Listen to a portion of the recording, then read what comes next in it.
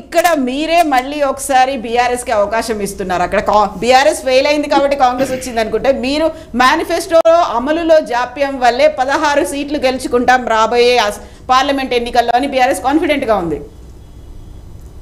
ఇప్పుడు ఒకటండి, వక్తలు మాట్లాడారు, ఇవన్నీ పాయింట్ అవుట్ చేసుకున్నాము.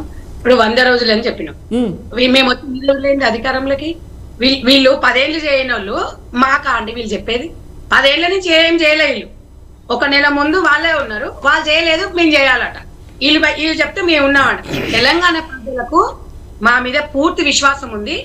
6 గ్యారంటీలు విధి విధానాలు లేకుండానే ఇప్పుడు వాటి నెల 2 లక్షల జీతం ఉంటుంది సాఫ్ట్వేర్ కి. ఇచ్చేస్తామా అండి? తెల్ల రేషన్ కార్డు ఇచ్చేస్తామా అండి? 6 గ్యారంటీలు ఉచిత సిలిండర్ ఇచ్చేస్తామా? అంటే విధి విధానాలు వద్దా? అరే విధి విధానాలు కాకముందుకే మీరేనా? ఇవాళ తెలంగాణలో నిన్న ఒక్క రోజుకు 7,50,000 వినతి పత్రాలు సమస్యల పైన ఒక్కటే రోజులు వచ్చినాయంటే, ఈ రకంగా 6వ తారీఖు వరకు అందరూ చేసుకుంటే దగ్గర 2 లక్షల మందికి సమస్యలు ఉన్నాయని చెప్తున్నారు. 10 సంవత్సరాలు మీరు అధికారం ఉండి ఏం పొడిచిండ్రు అనేది తెలంగాణ ప్రజలు అంటున్నారు. వాళ్ళకు ఓటు వేసి వేయించుకోమనండి, మేము వద్దంటలేం కదా. ఇప్పుడు సోనియా గాంధీ గారిని మీద ఉన్న అభిమానంతో తెలంగాణ నిలబెట్టాలని ప్రతి ఒక్కరూ అనుకుంటాం.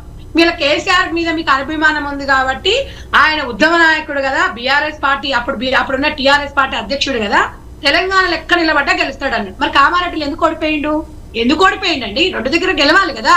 తెలంగాణలో ఆయన ఇలా బీఆర్ఎస్ పార్టీ అనేది టీఆర్ఎస్ పార్టీ అనేది పుట్టిందే తెలంగాణ కోసము. తెలంగాణ ఉద్యమం తెలంగాణ కోసం పుట్టింది. ఎందుకు ఓడిపోయిందని ఆత్మ పరిశీలన చేసుకోవాలి. సంజయ్ గారు, అక్కడ రేవంత్ రెడ్డి కూడా ఓడిపోయారు కదా, 3rd ప్లేస్ లోనే ఉన్నారు కదా కామారెడ్డిలో. వీగలేదండి. మేమే ఐసా పైసా నైస్ అంటలేము. మీరు ఒక్కటి గుర్తు పెట్టుకోండి, మేము 100% కేసీఆర్ గారు మాత్రం ఓడించినాం అక్కడ. మీరు ఒక్కటి చెప్పేది ఏంటంటే, మేము అట్లా చెప్పలేదు, మేము ఇట్లా మేమే ధీరులో మేమే అదే అని మేము ఎప్పుడు ఎగిసి వాడం.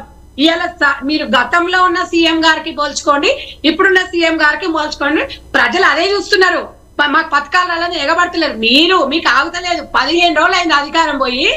పాపం ఆయన తప్పన్నడో ఒప్పన్నడో లేకపోతే నోరు జారిండో కేటీఆర్ కి గుణపాఠం అని మళ్ళీ మార్చుకున్నారు. అది వాస్తవము. ఆ గుణపాఠం అనేది 15 రోజులు కేటీఆర్ మొత్తం బీఆర్ఎస్ పార్టీ కన్నారా, ఓన్లీ కేటీఆర్ కన్నారా? వర్కింగ్ ప్రెసిడెంట్ గా ఆయనకి బీఆర్ఎస్ పార్టీ మొత్తానికి ఓటమిని అంగీకరించినాం, ఓటమిలో గుణపాఠం నేర్చుకుంటున్నాం అంగీకరించారు. ఇప్పుడు ఏమంటారు అంటే, మేడం ఒక్క నుంచి చిన్న రిక్వెస్ట్ మేడం, చిన్న సబ్మిషన్. డిసెంబర్ 9 నాడు 2 లక్షల రుణమాఫీ చేస్తాను రేవంత్ రెడ్డికి ఏ ఉద్దేశం అన్నట్టు ఒక మాట చెప్పాల్సిన బాధ్యత కూడా ఉంది కదా మేడం. మాట్లాడినప్పుడు ఒక్క మాట మాట్లాడలేదు. నేను ఎప్పుడు కూడా ఎవరు మధ్యలో దూరం. ఎందుకంటే మనం మాట్లాడేది ప్రజలకు అర్థం కావాలి. అందుకని నేను ఒకటి అనుకుంటుందంటే, ఏది ఏం జరిగినా నేను ఒక్కటి అడుగుతున్నాను. నన్ను అడుగుతున్నారు కదా మీరు, కాంగ్రెస్ పార్టీ నుంచి మీరు ఒక్క క్వశ్చన్ ఇస్తున్నారు కదా. నేను ఒకటి అడుగుతున్నా, రేవంత్ రెడ్డి గారు చెప్పిండు అన్నారు కదా. నేను మిమ్మల్ని తెలంగాణ ప్రజల తరపున కాంగ్రెస్ పార్టీ నుంచి నేను ఒకటి ప్రశ్న వేయదలుచుకున్నా. మీకు ఎన్నికల నోటిఫికేషన్ వస్తుందని మీకు తెలుసా తెలవదా? తెలుసు కదా, మీకు తెలుసు. 2 నెలల ముందే ఇదే అంశానికి సంబంధించి తెలంగాణ ప్రజలందరూ కూడా లిక్కర్ టెండర్ ఎందుకు వేశారు, రైతు బంధు ఎందుకు వేయలేదని అడుగుతున్నా. దానికి మీరు ఆన్సర్ మీకు అవకాశం వచ్చినప్పుడు చెప్పండి. మేమనేది ఏంటంటే, మీరు వేస్తుంటే ఈ రోజు మమ్మల్ని ఈ క్వశ్చన్ అడగడానికి మీకు ఆస్కారం లేకపోయేది. మరి మీరు తప్పు చేస్తున్నప్పుడు మా మీద ఎందుకు రుద్దుతున్నారు అని తెలంగాణ ప్రజలు అడుగుతున్నారు. 100% ఇచ్చిన మాట నెరవేర్చుకుంటాము. ఎందుకంటే మనం ఈ సందర్భంలో చాలా సందర్భంలో కూడా మాట్లాడాం. లేకపోతే మేమేమో ఇలా 200 కోట్లు పెట్టి ఇలా సీఎం గారు ఇల్లు కట్టుకోలేదు, బుల్లెట్ ప్రూఫ్ది, లేకపోతే ఫామ్ హౌస్ కొనుక్కోలేదు. అది నిత్య అంటే కార్మికులకు లేకపోతే నిజంగా వాళ్ళకి ఈ రోజు అది బిల్లులు చెల్లిస్తేనే రేపటి రోజు అనేది గడుస్తుంది. కాబట్టి దాన్ని డైవర్ట్ చేసి మెల్లిమెల్లిగా ఒక ఎకరం నుండి 2 ఎకరం నెలకు మెల్లిమెల్లిగా వేస్తున్నాం. వాస్తవం కూడా బిల్ల పావర్టీ వాళ్ళకి చాలా అవసరం ఉంది కాబట్టి దశల వారికి వేస్తున్నాం తప్ప ఎప్పుడు మాట అన్నది నేను తప్పలేదు.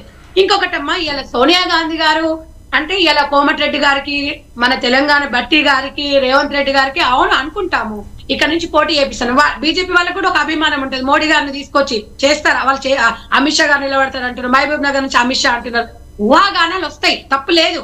ప్రజలు ఇప్పుడు ఎవరెక్కడ నిలబడారంటే, మీరు అక్కడ రాహుల్ గాంధీ గారు ఓడిపోయారు అంటే ఇక్కడ కేసీఆర్ గారు ఓడిపోయారు. అంత మాత్రాన అక్కడ స్థానిక నేను ఎందుకంటే ఇప్పుడు మీరు అన్నారు కాబట్టి నేను చెప్తున్నాను. మేము ఎవరిని ఓడిపోయినా ప్రజలను ఓడించిన ప్రజలను మనం ఎప్పుడు కూడా అవమానపరచొద్దు. వారు అనుకున్న విధానంగా వాళ్ళ తీర్పును మనం ఎప్పుడైనా కూడా గౌరవించాలి. మీరు ఇందాక కూడా ఒకటి చెప్తా ఉన్నారండి, రైతుల విషయానికి వస్తే తప్పకుండా రైతులకు న్యాయం చేస్తాము. వాళ్ళు ఎంతసేపటి బీఆర్ఎస్ పార్టీ రైతు బంధు ఒకటి పెన్షన్ ఒకటి చూపిస్తే 10 సంవత్సరాలు పబ్బం గడుపుకున్నారు. మరి మేము అనేది ఏంటంటే ఎంతమంది అప్లై చేసుకురమ్మా రేషన్ కార్డులు అంటే, అరే మేము పెట్టినామండి, మేము పెట్టినాము, దాన్ని ఎట్లా ఖరారు చేస్తారు, దానికి మేము ఒక్కటే చెప్పారు సీఎం గారు, మొత్తం ఇది చార్ట్అవుట్ చేయండి, ప్రతి ఒక్కరికి బిలో పావర్టీ వాళ్ళకి ఇవన్నీ ఎందుకు పెట్టినాం, అందులో మేము మీరు ఇచ్చిన మేము ఎన్ని బోకస్ రేషన్ కార్డులు చూపిస్తాం. కాబట్టి అలాంటివి ఈ ఫలాలు అనేది ప్రజలకి అట్టడుగ వర్గాల బలహీన వర్గాలకు పోవడానికి మాత్రం పెట్టి మీరెందుకు భుజాలు గడుపుకుంటారు. ప్రజలు ఇప్పుడు ఒకవేళ ప్రజలకు ఇబ్బంది కలిగితే వాళ్ళు మమ్మల్నే కదండి తీర్పిచ్చేది. మీరేం చేస్తున్నారు అనే దాని గురించి మాట్లాడండి. నేను ఇంకొకటి అనేది ఏంటంటే ఎంపీ ఎలక్షన్స్, ఎమ్మెల్యే ఎలక్షన్స్, స్థానికంగా ఉండే సర్పంచ్ ఎలక్షన్లకు డిఫరెంట్ ఉంటది. నేను అనేది ఎమ్మెల్యే చేయి గుర్తుకు ఓటేసినప్పుడు మళ్ళీ బీజేపీకి ఎంపీ ఓట్ అనేది ఒక రకంగా ఉంటే, బీఆర్ఎస్ పార్టీకి ఒక రకంగా ఉంటే, అధికారం ఇక్కడ అధికారం ఉన్నప్పుడు అక్కడ సెంట్రల్ లో కూడా ఎంపీ ఎమ్మెల్యే కూడా ఉండాలనే కాన్సెప్ట్ లో ప్రజలు ఆలోచిస్తారు. మనమే ఇప్పుడు 6 రోజులు 15 రోజులు, నేను ఇవాళ కూడా చెప్తున్నాను, మీరు ఏమని అనుకో, నేను కూడా తెలంగాణ బిడ్డను, పిల్ల పుట్టాలంటే 9 నెలలు ఆగాలి, పెళ్లి కాగానే పిల్లలు పుట్టరు, అది అందరు నేర్చుకోవాలి.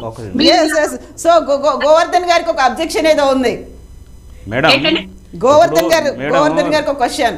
ఏ ఆలోచన లేకుండా ఒకసారి ప్రెగ్నెన్సీ అయితే 9 నెలల తర్వాతనే పిల్ల పుడతారని చెప్పేసి ఆలోచన రేవంత్ రెడ్డి గారికి లేదా? ఎట్లా చెప్పగలిగిండు మరి? క్యాలెండర్, జాబ్ క్యాలెండర్ కూడా ఎట్లా ఇచ్చిండు? జాబ్ క్యాలెండర్ ఇచ్చిండు, 2 లక్షల రూపాయలు రుణమాఫీ ఎట్లా చేస్తా చెప్పిండు ఒక్క మాట. ఇప్పుడు మీరేదో అధికారంలోకి వచ్చినంత తప్పించుకోవడం ప్రయత్నం చేస్తే కాదు, కుదరదాడా. మీరే క్లియర్ చెప్పారు, రేవంత్ రెడ్డి గారు క్లియర్ చెప్పిండు, నెక్స్ట్ రాబోయేది ఇందిరమ్మ రాజ్యం, మీరు 2 లక్షల రూపాయలు అర్జెంట్ పోయి తెచ్చుకోండి రుణాలని చెప్పిండు. మరి డిసెంబర్ 9 అయిపోయింది కదా, మరి ఏం చేస్తున్నారు అంటున్నా మేము? మీరు ఎవరు అడగడానికి అంటేంది? మేము ప్రజల తరఫున ఖచ్చితంగా అడుగుతాం, మేము ప్రధాన ప్రతిపక్షంగా ఉన్నాం, ఖచ్చితంగా అడుగుతాం. ఎందుకు అడగద్దు? మీరు ఎవరు అడుగుతుంది కంటే భుజాలు తరపున, భుజాల తరపున కాదు, మీరు చేసిన వాగ్దానాలను మీరు చేసిన ఖచ్చితంగా అమలు చేయాలని చెప్పేసి మేము ప్రశ్నిస్తాం ప్రజల తరపున. దాన్ని తప్పేముందాడా? మన రైతు భరోసా ఏం చేశారండి? ఎకరానికి 1 రూపాయి, 50 రూపాయలు, 55 రూపాయలు వస్తుంది. అదా మీ పద్ధతి? మీరు చేసిన దాని కమిట్మెంట్ అడుగుతున్నాం. మీరు 100 రోజులని ఆ రోజు చెప్పాలి. మీరు డిసెంబర్ 9 ఇట్టని చెప్పారు. ఫస్ట్ తొలి క్యాబినెట్లే 6 క్యాబినెట్లకి చట్టబద్ధత కల్పిస్తారు ఎట్లా చెప్పారు? మరి ఆ చట్టబద్ధత ఎక్కడ పోయింది? మరి క్యాబినెట్ ఇప్పుడు 2 సార్లు 3 సార్లు మీటింగ్ అయింది, మరి ఒకటి కూడా ఇంప్లిమెంట్ చేయలే కదా. ఒక్క నిమిషం అండి. ఇవాళ తెలంగాణ ప్రజలు గ్రామీణ ప్రాంతాలలో నల్లగొండ జిల్లా చూసుకున్నట్టయితే, ఖమ్మం చూసుకున్నట్టయితే, పొంగులేటి గారు ఎక్కని కూడా తొక్కని అన్నాడు. మరి ఎట్లా తొక్కనిచ్చిందా? మీరు సవాల్ విసిరిడు. అది కాంగ్రెస్ పార్టీ దమ్ము, ధైర్యం. ప్రజల పక్షాన ఒక్కటే చెప్పినాం, నల్లగొండ జిల్లా కూడా ఒక్కటి తప్ప మొత్తం క్లీన్ చిప్ చేసినాం. 100% మేము ఎంపీ ఎలక్షన్ లో. సవాల్ పక్కన పెట్టండి, మీరు అడిగిందని చెప్పండి. ఫస్ట్ మీ సవాల్ పక్కన పెట్టండి. సరే గేట్లు దొక్కనియడా, అసెంబ్లీ కొనియడా చూద్దాంలే, కానీ ముందు మీరు 100 రోజులలో ఫస్ట్ చెప్పారు కదా. మరి డిసెంబర్ 9 ఎట్లా చెప్పారు? ఫస్ట్ క్యాబినెట్, తొలి క్యాబినెట్ 6 క్యాబినెట్ చట్టబద్ధత కల్పిస్తామని చెప్పారు. ఏడు చేసిన దానికి సమాధానం చెప్పండి.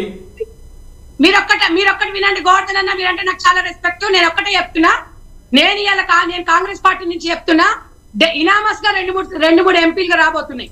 మీరు ఎందుకంటే అన్నా, మీరు పోటీ చేయండి, మేము వద్దంటలేము. ప్రజలు ఎవరు తీర్పిస్తారు?